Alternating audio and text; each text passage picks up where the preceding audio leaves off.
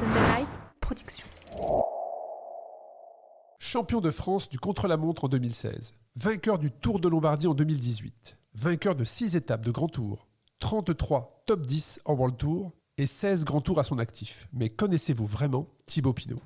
Par passion du vélo, Groupama vous propose la série de podcasts Face à Face. Partez à la rencontre des coureurs de l'équipe cycliste Groupama FDJ et découvrez leur personnalité. Bonne écoute.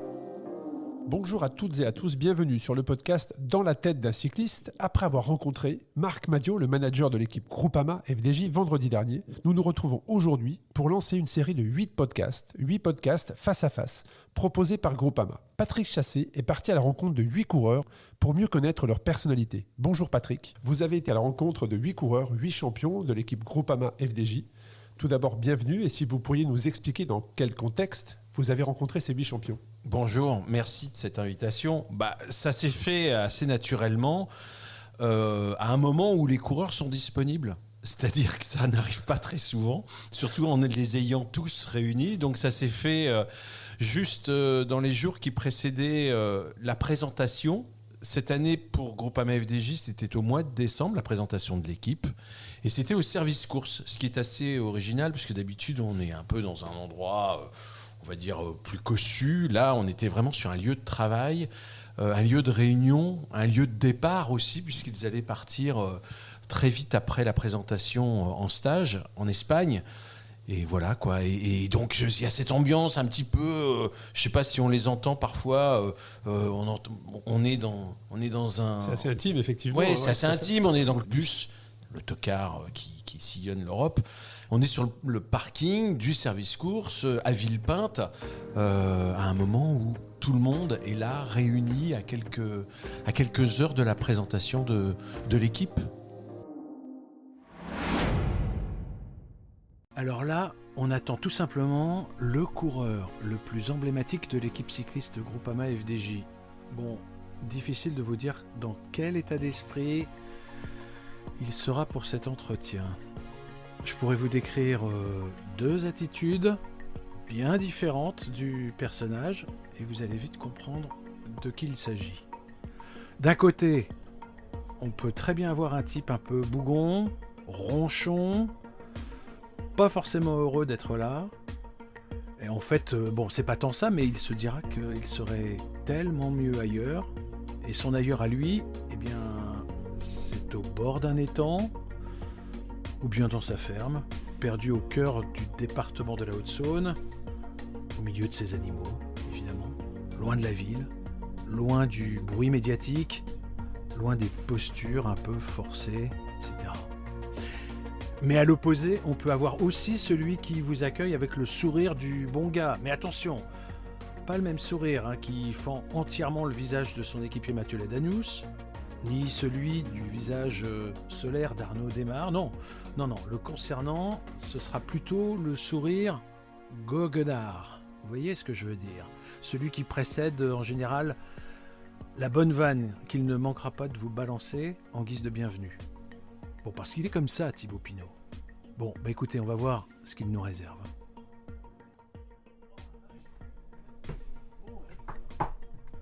Hello. Ça va ? Toi ? T'arrives ? Yes. Ah, on est bien dit. Hein ? Je vais enlever mes chaussures.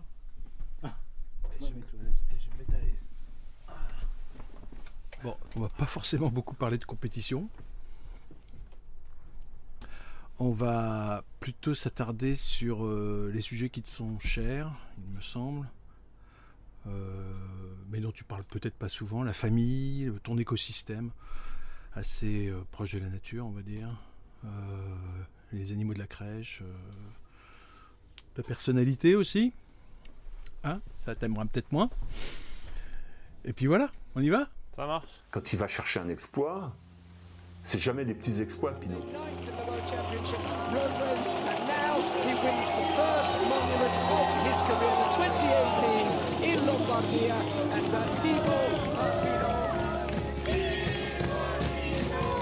Qu'est-ce qui lui arrive ? Il est en pleurs. Il a mal au genou. Il est en pleurs. Thibaut Pinot est en pleurs derrière la voiture. Là, je m'adresse aux supporters, il va vous apporter des émotions différentes. Avec une foule absolument considérable, Thibaut Pinot qui va passer le sommet en tête après avoir déposé Il peut nous procurer des sensations, je pense qu'il n'y a aucun coureur qui puisse nous procurer autant de sensations. Alors, c'est quoi le vélo plaisir pour toi, en fait? Le vélo plaisir pour moi? Ouais. C'est une expression que tu utilises parfois, ça. Le vélo plaisir, il y a deux sortes de vélo plaisir. Il y a le vélo plaisir entraînement ou en dehors de la course, où là c'est mes Vosges, le soleil, mes petites routes sans voiture.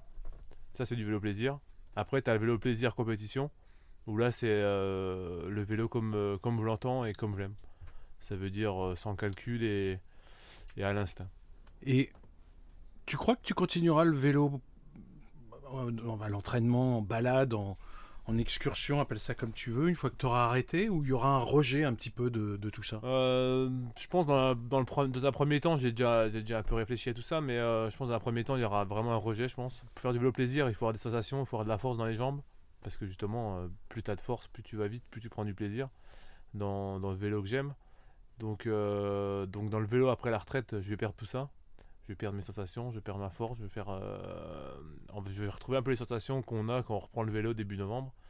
Et là, il n'y a pas de plaisir. Donc, à mon avis, je vais mettre du temps à me remettre sur un vélo. Ouais.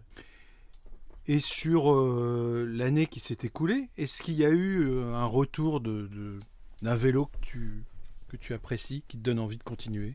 Par rapport à mon année 2021 et ma fin d'année 2020, mon année de blessure, forcément, c'était le jour et la nuit, je pense, où là j'étais plein de doutes, plein d'angoisse, de nervosité. Je pense que c'était compliqué à vivre pour moi, mais aussi je pense pour mon cercle familial.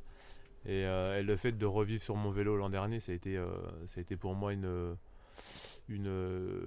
bouffée d'oxygène, tout simplement, une bouffée d'oxygène qui m'a permis de me relancer dans ma dernière partie de carrière. Quand on rêve de devenir coureur pro à 18 ans, on n'est pas sûr de passer pro, on n'est pas sûr de gagner des étapes sur le tour, on n'est pas sûr de monter sur le podium, on n'est pas sûr de gagner un monument. Et ça, c'est des choses que tu apprends au fur et à mesure, mais c'est vrai que j'ai pu aussi griller certaines étapes. Il y a eu beaucoup d'échecs dans ma carrière, et dans mes premières années pro, c'était difficile à vivre pour moi et ma famille. Bravo, monsieur Thibaut Pinot. Vous rentrez par la grande porte sur le Tour de France. C'est son premier Tour de France. Comme Peter Sagan, excusez du peu, Thibaut Pinot pour son premier tour remporte sa première victoire sur le Tour de France. À Porrentruy, il entre dans l'histoire du Tour de France. J'ai toujours ressenti, te concernant, une espèce d'ambivalence. C'est d'un côté une forme de rejet du monde médiatique, mais je mets dans les médias aussi les réseaux sociaux, tout ça pour te préserver, parce que ça pollue, c'est vrai. Et d'un autre côté, une extrême sensibilité malgré tout à tout ce qui se racontait sur toi. Forcément, on n'est pas sensible, mais je pense que personne n'est insensible parce forcément, qu'on est sur les réseaux sociaux, on jette toujours un œil sur les commentaires. Tout le monde est comme ça, et celui qui me dit qu'il n'est pas comme ça, j'y crois pas une seconde. Donc forcément, quand on est jeune, quand on a 20 ans, 22 ans, 23 ans, et encore plus quand on est jeune, on va dire, il faut vraiment prendre du recul. J'en ai pas pris assez au début de ma carrière, et c'est vrai, c'était le début des réseaux sociaux. Donc moi j'ai commencé ma carrière, il n'y avait pas de Twitter, j'avais juste Facebook, mais le Facebook c'était encore à part, il n'y avait pas d'Instagram, il n'y avait pas de Strava. Donc forcément au début c'était nouveau pour tout le monde, on savait pas qui c'était ces personnes qui nous critiquaient, qui nous insultaient, qui nous faisaient du mal au final. Et c'est sûr que nous on n'a pas été, on va dire, personnalité publique, on n'a pas été encadré, on va dire, pour tout ça, pour ces réseaux sociaux, pour la méchanceté des gens, et c'est sûr que ça a fait mal à un moment donné. Ouais. Et aujourd'hui d'ailleurs, par rapport aux réseaux sociaux, tu y vas toujours, tu les pratiques? Je les pratique, oui, parce qu'on est obligé maintenant dans notre société de les pratiquer. Et voilà, quand je suis à la maison, j'évite quand même tout ce qui est réseaux sociaux. Le moins possible, on va dire. Mais parce que justement, j'ai l'esprit occupé et je fais bien d'autres choses que d'être sur mon téléphone à la maison. Mais malheureusement, quand je suis en course ou à l'hôtel, en stage, on n'a pas grand-chose à faire. Et quand je vois que je passe presque 4 heures de ma journée en stage ou en cours sur mon téléphone, je me dis que je perds mon temps quand même. En même temps, les réseaux sociaux, c'est aussi parfois, aujourd'hui, même pour les coureurs, une façon de communiquer. C'est pas seulement pour s'informer. En plein confinement, il me semble que tu as fait un compte pour ta chèvre, Kim Gott, c'est ça? Mais après, à la base, c'était vraiment un compte parodique parce que j'avais vu une émission. J'aime beaucoup une émission qui s'appelle Quotidien. Et il parlait d'une influenceuse qui s'appelle Kim Glow. Je sais pas si tu connais. Ouais, non. Et justement, on voulait Kim Gott, Kim Glow, on voulait un peu se foutre de la gueule un peu de ces personnalités-là. Et c'est comme ça que le compte a été créé. Et puis voilà, puis après c'était parti. C'est sûr que ma copine, elle qui aime bien ça, c'est bien occupé, ouais. Et puis je pense pendant le confinement, c'est vrai que les gens ont apprécié, ouais. Mais comme je dis, il y a quand même du bon sur les réseaux sociaux. Il n'y a pas que du mauvais.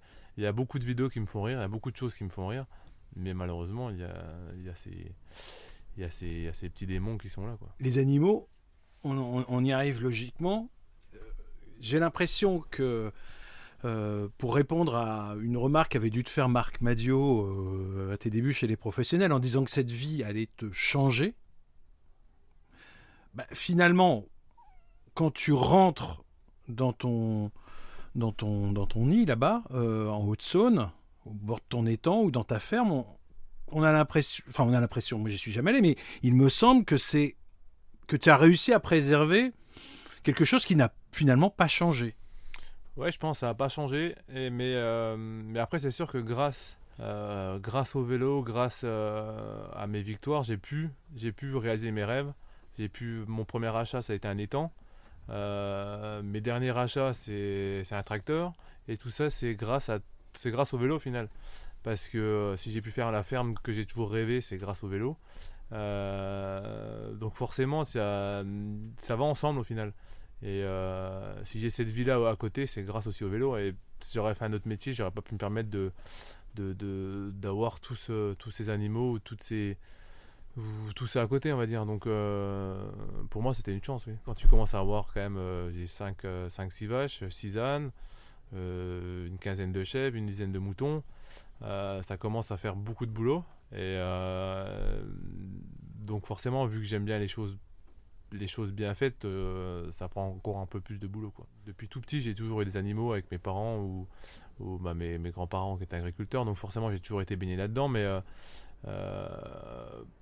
ils nous rendent tellement de bonheur au final que moi j'essaye de leur donner le maximum de bonheur, et leur bien-être est primordial pour moi, donc forcément après ça va ensemble au final, tout va ensemble. Tu es surpris que ça soit aujourd'hui presque un sujet clivant entre les gens qui revendiquent le bien-être animal, peut-être de façon, je sais pas, soit maladroite, soit trop radicale, j'en sais rien, je juge pas, et d'autres gens qui disent mais attendez, le bien-être humain est quand même plus important que le bien-être animal. Enfin, je sais pas, c'est un peu pour résumer ce point de vue. Après, il y a la façon du bien-être animal, c'est comme si c'était une obligation, alors que ça devrait être naturel au final de bien traiter son animal. Ça devrait même pas avoir de polémique sur toutes les vidéos qu'on peut voir où les gens qui maltraitent leurs animaux, ça devrait pas exister ça. Donc en fait le bien-être animal devrait pas exister, ça devrait être naturel. Et mais après c'est sûr que le bien-être humain est également très important, mais le mieux c'est un être vivant doit être bien aimé, et puis ne pas faire de mal à personne. Je pense que c'est tout simple, mais c'est sûr qu'à mon niveau, je vais pas sauver la planète, mais si je peux aider mes animaux à être heureux, j'essaye de faire ce que je peux faire. Comment tu t'appelles? Mowgli. Et il va immédiatement aller au village des hommes. Comment au village des hommes? Ils vont le grasser. Il en faut peu pour être heureux, vraiment très peu pour être heureux. Il faut se satisfaire du nécessaire. Un peu d'eau fraîche et de verdure que nous prodigue la nature. Quelques rayons de miel et de soleil. Et à l'image de beaucoup de sportifs, on parlait des réseaux sociaux, tu t'es mis en retrait quand même dans les publications. Et les rares fois où on te voit éventuellement relayer quelque chose, ça peut être L214, cette association qui va dénoncer effectivement des mauvais traitements dans un abattoir, dans une ferme. Ça, c'est finalement la seule prise de parole, j'ai l'impression, sur des sujets de société que tu t'autorises. J'essaye de consommer local, de consommer bien, de ne pas manger trop de viande. Dans ton métier de coureur cycliste. C'est ça, oui. Donc forcément, vu qu'on est toujours à droite à gauche, c'est compliqué de mettre en place. Mais on va se dire, j'essaye d'être raisonné. Mais après, voilà, c'est un sujet que... On va dire qu'il y a 2 sujets qui me tiennent à cœur, c'est peut-être ça. Et puis j'essaye des fois des polémiques contre le dopage dans le sport. Mais voilà, c'est vite des choses que ça dégénère souvent. Donc j'essaye de me contrôler. Et la chasse de loisirs, par exemple, puisque... Il y a le chasseur qui chasse pour se nourrir, peut-être pas beaucoup en France, quoique j'en sais, ça doit arriver. Et puis il y a le chasseur qui chasse parce que c'est presque un sport. C'est sûr, la chasse, c'est encore un sujet qui est encore différent.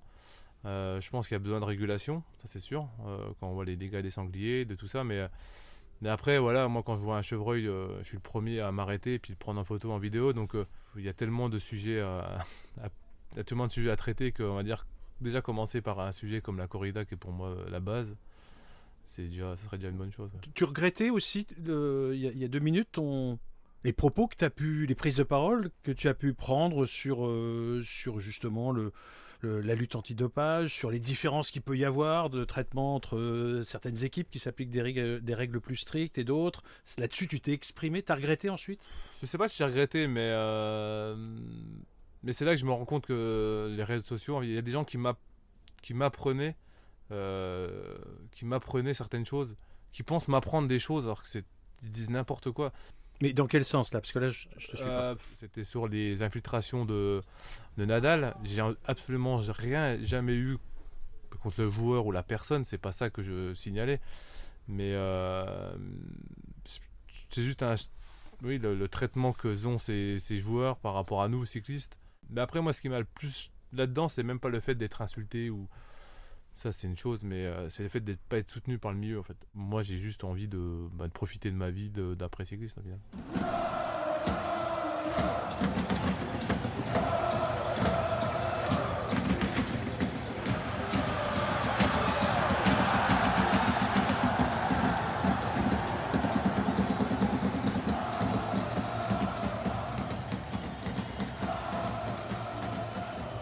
Tu viens voir les matchs du PSG. Un collègue journaliste me faisait la remarque en me disant « Ah, moi je vois de temps en temps Thibaut dans le COP, on le reconnaît aisément. » Alors là je me suis dit « Mais comment on reconnaît aisément un supporter parmi tant d'autres, même s'il s'agit de Thibaut Pinot, de si loin ?» En fait, c'est vrai que c'est une personnalité que les gens d'extérieur ont du mal à comprendre, mais moi j'aime le foot dans cette façon de côté populaire en fait. Que le PSG gagne ou ils perdent, déjà, ça je m'en fous. Mais ce que j'aime, c'est retrouver mes potes, boire des bières avec les potes avant le match ou après le match, chanter, danser. Il y a des jeunes de mon âge qui vont en boîte, moi j'aime pas la boîte, ou aller en discothèque ou n'importe quoi. Moi ce que j'aime, c'est j'ai une part de folie au final quand même. J'ai quand même, comme tout le monde, une petite part de folie, et cette folie-là, je la vis quand je suis en tribune. Soutenir le PSG, mais on va dire c'est un endroit où je me défoule, où je pense à rien. Et tu resteras supporter évidemment du PSG une fois que tu auras toujours l'occasion de venir à Paris, tu auras cette envie de circuler, je pense justement j'aurai peut-être encore plus le temps, donc voilà, forcément moi je vais continuer ça, et puis j'aurai plus de temps, et surtout ça sera moins contraignant parce que quand tu vas au parc à 3 jours d'une course, forcément tu délires pas pareil, c'est pas la même chose quoi. Après, alors tu étais jeune, après ta victoire à Port-Rentruy, ton premier succès sur le Tour de France, ton premier Tour de France, t'avais dit moi je cherche pas à vendre du rêve. T'avais dit ça. Mais force est de constater que ceux qui cherchent à vendre du rêve, souvent ils n'y arrivent pas. Et toi, à ton corps défendant, t'as fait rêver et t'as conquis le cœur des Français. T'as compris quand même que c'était pas nécessaire c'était pas quelque chose qu'on cherche, c'est quelque chose qui s'est imposé finalement à toi. Parce que toi, on peut pas te soupçonner d'avoir effectivement cherché à devenir populaire. Ouais, mais je pense justement c'est le fait d'être resté naturel au final. Je pense qu'à plus haut vent et de pas surjouer, on va dire. Il y en a beaucoup qui surjouent dans tout ce qu'ils font, dans tout ce qu'ils disent. Et moi, je suis resté tel quel. Il y a des contrats que j'ai refusés, il y a des contrats où, même pour des montres, on me donnait une montre, mais j'avais pas envie, en fait, ça me ressemblait pas. Et je porte pas de montre, donc on peut me donner la plus belle montre sur la planète, je la mettrai pas parce que ça me ressemble pas et j'ai pas envie de faire de la pub pour des choses comme les voitures, comme tout ça. J'ai eu beaucoup de demandes de contrats pour des grandes marques, mais ça me ressemblait pas. Donc par contre, j'ai jamais eu de contrat pour un tracteur, par exemple. Ça, peut-être que j'aurais accepté. Longtemps, on ne comprenait pas. Longtemps, tu disais que les médias, mais aussi peut-être les gens de la rue, après tout, ne te comprenaient pas. Et de cette incompréhension, est-ce que ça n'a pas un petit peu finalement aggravé le malaise qu'il y a eu par moment? Oui, je pense. Après, c'est sûr que c'était une relation compliquée. Pour moi, quand je suis passé pro, moi, c'était de faire de l'entraînement, des courses, gagner, et c'est tout. Le reste, je m'en foutais complètement et j'avais pas envie de perdre du temps à tout ça, en final. Tous les à côté. J'ai connu, on va dire, la fin des années 2010, où là, c'était vraiment encore un peu à l'arrache. Et là, je suis au début des années 2020, où là, ça commence vraiment à être vraiment trop. Tout trop, en fait. Mais non, les jeunes calculent leur score sommeil, leur score machin, pèsent leur nourriture et tout. Moi, je suis vraiment pas du tout dans cette optique-là. Mais les jeunes maintenant d'aujourd'hui vont vivre avec ça, et pour eux, c'est pas une corvée, alors que pour moi, c'en est une. Depuis junior, nous en junior, c'était quand même la bande de copains qui rigolent. On gagne des courses, tant mieux, mais maintenant, c'est devenu presque pro en junior déjà. Donc forcément, ils arrivent chez les pros, ils ont plus ils ont les entraînements, le diététicien, avant même chez les pros. Moi, j'ai eu le diététicien il y a 3 ou 4 ans. Donc forcément, ils passent pro, ils sont prêts physiquement, mentalement, ils sont prêts à faire le métier à 100%. Ils sont déjà, ils sont déjà performants quand ils arrivent chez les pros. Nous, il nous fallait quand même 2, 3, 4 ans pour être performants chez les pros. Est-ce que du coup, les carrières seront selon toi aussi longues qu'elles l'ont été pour les coureurs de ta génération et bien sûr les coureurs plus vieux? Ça, c'est une question que tout le monde se pose. Pour l'instant, on va dire que la première génération, c'est la génération Pogacar, Evenepoel. Donc on verra dans 10 ans s'ils sont encore là. Mais pour l'instant, on n'a pas de réponse. Mais peut-être que eux, vu qu'ils ont connu que ça, c'est pas une contrainte au final. Alors on a parlé déjà de beaucoup de choses. Est-ce qu'il y a des choses, t'as jamais pu te pencher sur la question, mais tu te dis, tiens, ça pourra peut-être faire mon métier plus tard. Tiens, ça c'est une idée à creuser, ça me plairait, mais c'est vraiment pas le moment. Après ma carrière, il y a beaucoup de choses qui vont me plaire, je pense. Déjà, l'après-carrière ? L'après-carrière, je pense. Déjà, c'est de voyager. Alors ça, c'est un truc... ma plus grosse frustration de faire de ce métier-là, c'est qu'on a un laps de temps pour voyager qui est très, très, très... on va dire, on a 15 jours, 3 semaines pour voyager en octobre et c'est tout, quoi. Donc on va se limiter à un pays par an. Mais après, je me suis fixé quand même si je pouvais faire 3-4 pays par an, parce qu'il y a tellement à découvrir dans le monde que j'ai vraiment envie de découvrir ça. Et ça, c'est quelque chose qui me tient à cœur. Ouais. On est à la fin de cette interview et je te remercie parce que j'ai senti beaucoup de sincérité. Merci, oui. Comme d'habitude. Et voilà, on espère que tu prendras du plaisir, en tout cas pour cette dernière année de contrat. Merci. Merci Thibaut Pinot. Merci Patrick pour cet échange. On vient d'écouter donc ce premier épisode pour la capsule Groupama avec Thibaut Pinot. J'ai personnellement appris beaucoup de choses à travers ces minutes d'échange. Mais les premières questions que j'aurais à vous poser, Patrick, c'est notamment sur l'approche de cet épisode. On sent à l'approche de l'épisode un certain inconfort à savoir comment est-ce que va se dérouler l'épisode, un petit peu quelque part à l'image de la carrière de Thibaut Pinot, avec des victoires flamboyantes, mais aussi des échecs, ce qui arrive pour chaque grand champion. Mais comment est-ce que vous, journalistes, vous avez appréhendé, vous avez approché cette interview avec Thibaut Pinot ? C'est pas une appréhension, c'est un jeu. Parce qu'il y a des coureurs au cours de cette série de podcasts que j'ai un peu découvert. Thibaut Pinot, évidemment, c'était pas le cas. C'est un coureur, je me souviens de notre première rencontre, c'est évidemment très, très vieux, c'était sa première année pro, il était stagiaire d'ailleurs à ce moment-là. Bref, c'est quelqu'un dont j'ai pu, pas moi seulement, même les fans, mais bien sûr tous les journalistes qui l'approchent, j'ai pu apprendre à connaître Donc je connais un petit peu ses réticences, cette complicité malgré tout qu'il arrive à faire passer. Et voilà, et j'en joue un petit peu dans la façon de le présenter. Et on entend Thibaut Pinot justement nous parler de plaisir à travers le vélo, à travers une de vos questions. Il parle de plaisir avant la contrainte. Vous qui l'avez vu donc grandir, évoluer, est-ce que c'est un trait de caractère de Thibaut Pinot, le plaisir avant tout ? Ou est-ce que ce plaisir-là est arrivé au fur et à mesure de sa carrière ? Le trait de caractère de Thibaut, c'est que le plaisir est placé à un niveau qui n'est pas le même que la plupart, enfin que d'autres coureurs, la plupart je sais pas. En tout cas, il l'exprime pas de la même façon. C'est-à-dire que lui, effectivement, je crois qu'il fait référence à ça. D'ailleurs, dans son témoignage, il dit que le plaisir, il va le trouver à l'entraînement, il va le trouver dans l'effort, mais il va pas le trouver forcément dans tout ce qui va avec. Beaucoup de coureurs nous racontent parfois que je sais pas, le Tour de France, c'est toute la fête qu'il y a autour, c'est toute cette effervescence, cette euphorie, ce côté grandiose. On pourrait parler effectivement d'une course en particulier, mais lui parle de vélo directement. Voilà, effectivement. exactement. Lui, ce qui l'intéresse, c'est d'être sur son vélo. Et puis de rester fidèle à ce que le vélo a toujours été pour lui, en fait. Il parle beaucoup effectivement d'ailleurs, il explique en prenant, c'est quoi le plaisir pour lui, il faut s'entraîner pour avoir de la puissance, et s'il n'a pas de puissance, là il parle de son après-carrière, le plaisir sera moindre. En tout cas, j'avais apprécié cette définition du plaisir, qui était vraiment le plaisir dans sa globalité à travers le cyclisme, et non pas une course comme il l'a dit. Et il parle également de cette relation aux animaux. Est-ce que vous, en tant que journaliste, quand vous suivez comme ça un coureur, est-ce que vous vous renseignez, vous êtes informé, vous partagez, hors micro peut-être, sur la vie du coureur cycliste hors compétition ?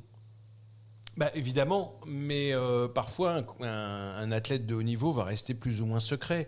Il y en a qui au contraire ont besoin de laisser transparaître leur personnalité, parfois pour s'abriter derrière l'image qu'ils dégagent. Et puis il y en a d'autres qui sont beaucoup plus pudiques. Et Thibaut fait partie de ça. C'est pas quelqu'un qui s'épanche sur ses passions en dehors du vélo dans les médias, dans les interviews qu'il a pu donner. Il m'avait marqué qu'il avait donné une fois une interview à... Je me souviens d'une interview qu'il avait donnée à 30 millions d'amis, donc qui n'est pas forcément le média auquel s'adressent tout de suite les coureurs professionnels. Ça m'avait marqué, au-delà de l'interview qui était d'ailleurs très intéressante, c'est ce contact entre ce média si précis et Thibaut Pinot qui m'avait un petit peu interpellé. Donc je trouvais normal qu'on revienne là-dessus. Tout le monde sait qu'il aime les animaux. Quand on regarde ses réseaux sociaux, effectivement... Oui, avec ce fameux compte créé pendant le confinement par sa compagne. Voilà. Il explique l'achat d'un étang, il explique son cheptel quelque part. C'est vrai que on s'attend, même si c'est sa passion et c'est respectable, mais on ne s'attend pas forcément à ça d'un coureur professionnel. Je veux dire, il dénote un petit peu du peloton moyen. Il n'a pas envie. Oui, alors ça c'est sûr. Il dénote Après, il y a plein de cas particuliers dans le peloton. Parfois, comme la vie en général. On ignore, mais lui, ce qui est assez curieux, c'est que sa passion est presque professionnelle. C'est-à-dire que les animaux, il va très loin. Parce qu'il n'y a pas effectivement qu'une vache, une chèvre. Non, il n'y a pas que ça. Non, il en a beaucoup surtout maintenant. Tout à fait. C'est qu'il a, un peu comme le collectionneur, il a été obligé de prendre une licence d'éleveur, etc. Enfin, c'est quand même, on est allé assez loin, il a poussé assez loin. Et d'ailleurs, il rend au vélo, il dit, s'il n'y avait pas eu le vélo, j'aurais jamais pu réaliser ce rêve et cette filiation qu'il révèle, qu'il précise venir de son grand-père. Alors, on a eu cet échange avec Marc Madiot qui est paru vendredi dernier, justement, sur l'épisode de Talk. Marc nous expliquait ses origines paysannes, d'agriculteur. Et est-ce que c'est un des points communs avec Thibaut Pinot, justement, le fait de ce rapport à la terre ? C'est même un des points communs avec l'histoire du vélo. Et c'est ça, moi, que je trouve attachant. C'est que dans cette société française, qui n'est plus une société paysanne, depuis longtemps, eh bien, finalement, on trouve encore... Alors, je n'ai pas fait de statistiques, je ne vais pas vous donner un ratio, mais on trouve encore beaucoup de coureurs qui ont des origines paysannes et en tout cas qui les mettent en avant. Le vélo est un sport de géographie et c'est un sport qui, les coureurs gardent cet ancrage à leur région.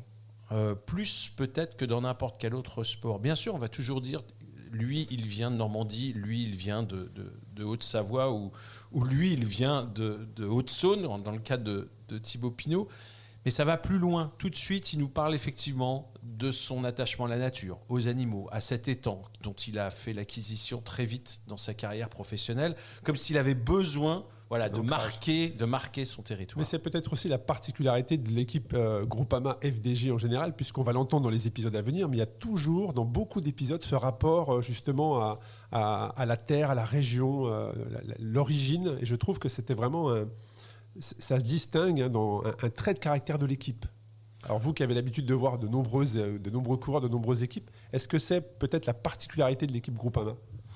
La particularité, s'il faut trouver une particularité, je dirais, par rapport au territoire pour l'équipe Groupama, c'est qu'elle ne s'est pas limitée à un territoire. Les frères Madio, c'est la Mayenne. La Mayenne, à les entendre, c'est presque la Bretagne. Ça l'est même carrément. Je crois que d'ailleurs, Marc Madio était champion de Bretagne dans sa carrière. C'est vous dire si tout ça est assez flou en termes de frontières. Et puis, parce que la Bretagne est une terre de cyclisme.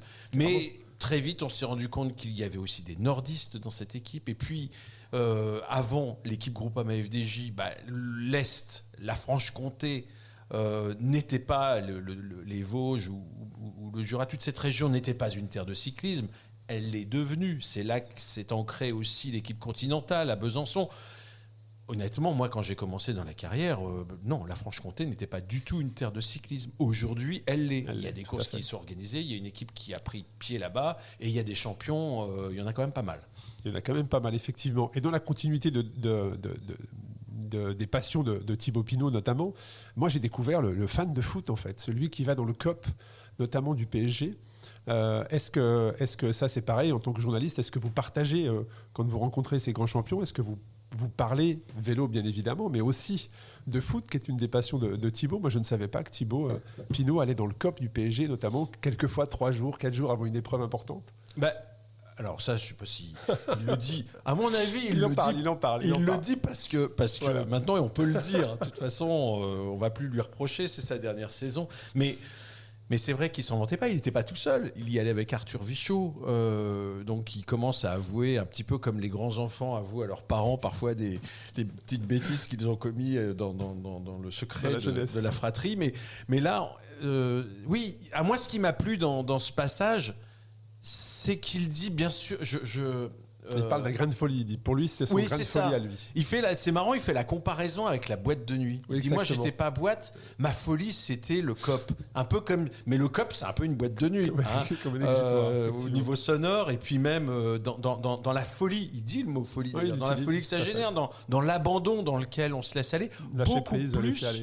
Beaucoup plus que dans cette manière qu'on a aujourd'hui parfois d'idolâtrer des coureurs ou des joueurs de foot. Lui, il idolâtre un club et cette ambiance festive où il retrouve ses potes. C'était très intéressant. C'est aussi un des points communs avec Marc Magnot, qui nous expliquait qu'il était fan de cette équipe et des stars qui la constituent. Et puis, il y a cette après-carrière qui va arriver, puisque Thibaut Pinot annonce effectivement mettre fin à sa carrière professionnelle à la fin de sa saison. Est-ce que vous gardez, vous, Patrick, par expérience, je ne sais pas si on peut dire des contacts, mais vous vous informez toujours après une après-carrière comme ça d'un cycliste professionnel, d'un grand champion comme Thibaut Pinot, qui va, dans ce qu'il dit, se consacrer autour de ses animaux, du développement de sa ferme. Comment se passe l'après-carrière entre un journaliste et un grand champion ? Moi, je pense que j'aime beaucoup effectivement cette période-là, parce que souvent le coureur, l'athlète de haut niveau va s'ouvrir dans l'après-carrière. Mais c'est un cas général. En tout cas, les cas les plus intéressants. Et je pense que Thibaut Pinot va s'ouvrir à condition qu'on aille dans son antre. Qu'on aille le chercher. Ouais. Qu'on aille le chercher. C'est pas lui qui va venir vers moi, ça c'est sûr. Mais je pense qu'il aura des choses à nous dire, à nous apprendre. Est-ce que c'est la vraie personnalité qui s'ouvre ? Voilà, je crois qu'il faut se méfier, il faut toujours, et c'est un peu le travers de nous, journalistes ou communicants, c'est d'enfermer un coureur, voilà, Thibaut, ses chefs, ses vaches, son étang. Non, c'est beaucoup plus que ça. D'ailleurs, lui-même, ne se limite pas à ça. Il dit dans cet épisode, il fait référence au voyage. Bien sûr. À Il veut cette découvrir le monde, effectivement. Oui, tout à fait. 3-4 pays par an, ça en fait des voyages quand même. C'est vraiment aussi une façon peut-être de répondre à une grande frustration. Eux-mêmes, les coureurs cyclistes, sont de grands voyageurs. Il en parle effectivement qu'il n'avait pas cette possibilité, de par son métier, de pouvoir partir à la découverte du monde et que justement, une fois qu'il aura posé son vélo, c'est une de ses priorités, en plus du développement de sa passion et qui peut devenir son métier, l'agriculture, c'est d'aller découvrir 3-4 pays par an avec sa compagne. Oui, c'est de partager en plus avec la personne qui lui est la plus proche ce qu'il a pu entrevoir parfois sans aller au fond des choses. Et Thibaut est quelqu'un qui le dit aussi, qui aime aller au fond des choses. Donc tout ça est assez cohérent. La cohérence est quelque chose aussi, je trouve, qui revient souvent. Il l'évoque un petit peu.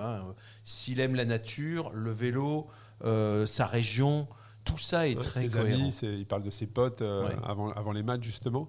Mais on entend aussi dans cet épisode une certaine... lassitude, il parle de rejet du cyclisme.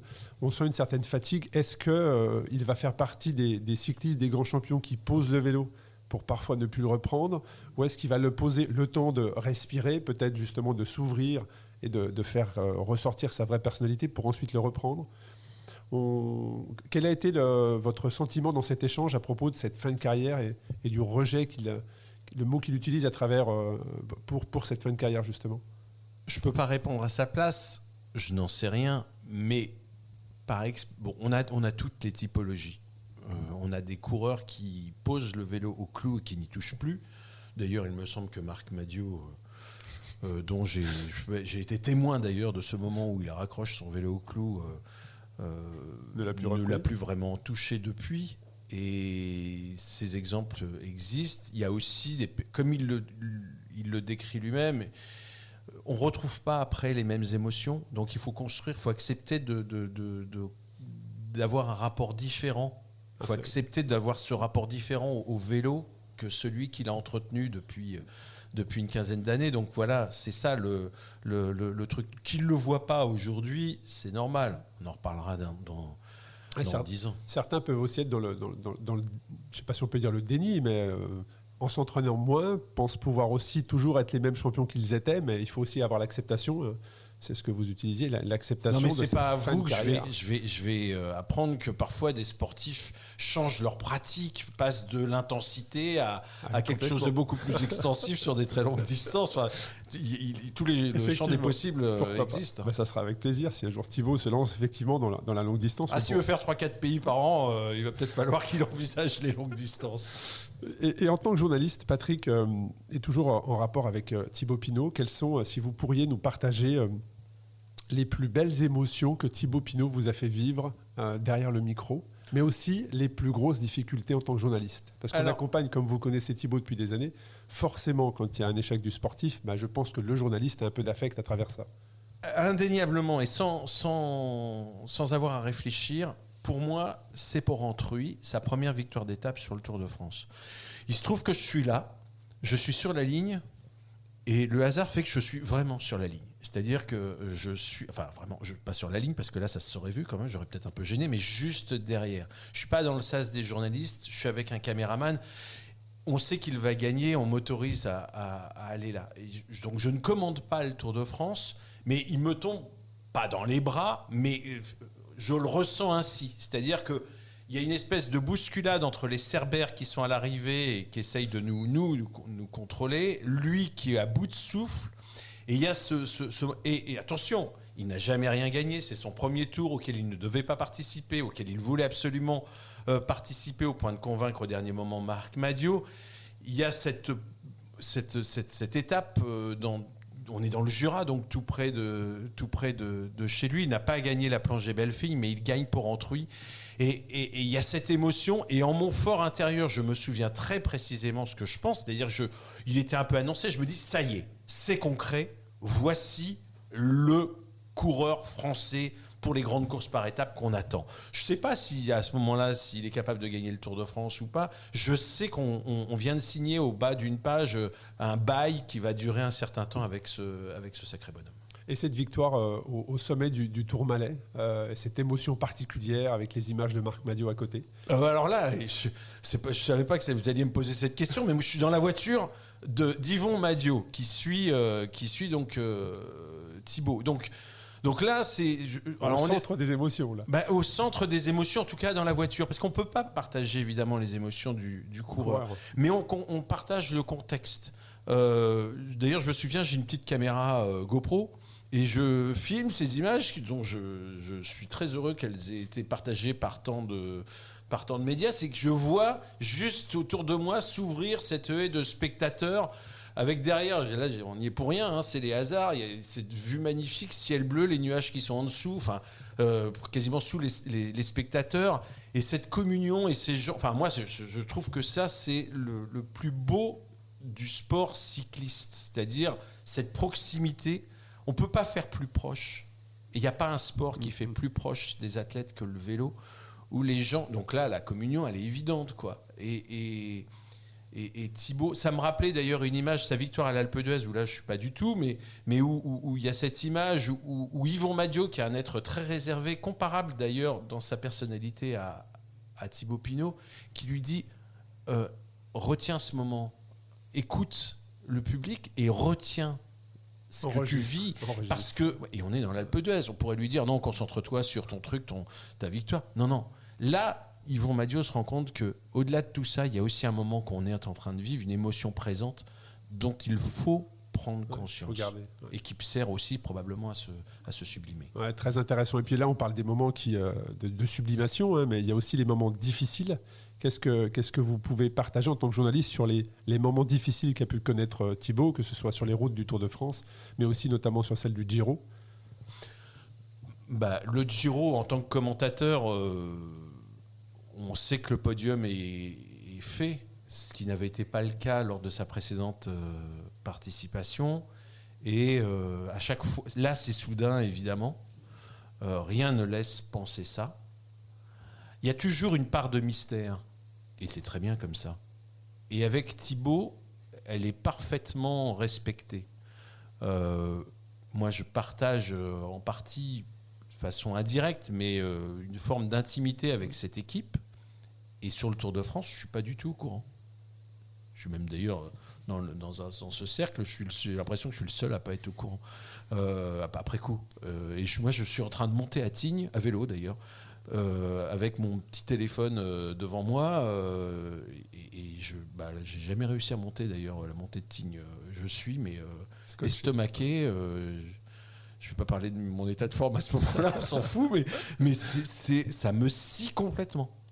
Je pense que si je dis ça, c'est pas parce que mon témoignage est important, c'est parce que j'imagine que c'est le sentiment, chacun à son niveau, chacun en fonction de ce qu'il faisait, de tous les Français qui suivaient le Tour de France. La stupéfaction. Je sais où je suis, comme souvent, dans les moments majeurs, voilà, on a des souvenirs qui sont datés. Ouais. Et si on arrive sur la fin de cette conclusion d'épisode, Patrick, si vous aviez un dernier ressenti, un mot sur le champion qu'est Thibaut Pinot, ça serait lequel? Je vais reprendre le mot que j'ai dit tout à l'heure, cohérence. C'est ça qui, pour moi, est...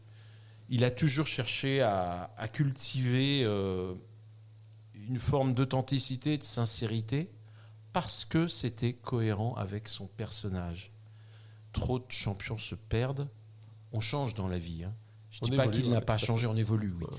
Mais lui a évolué en restant fidèle et cohérent à ce qu'il est, à ses racines, à sa région et à sa nature profonde.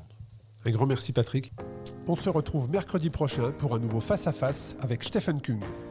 Par passion du vélo, Groupama vous a présenté la capsule Face à Face. Groupama, acteur majeur du cyclisme, accompagne l'ensemble des pratiquants, des professionnels aux amateurs, en passant par tous les cyclistes du quotidien. Retrouvez nos engagements vélo sur nos réseaux sociaux et sur groupama.fr.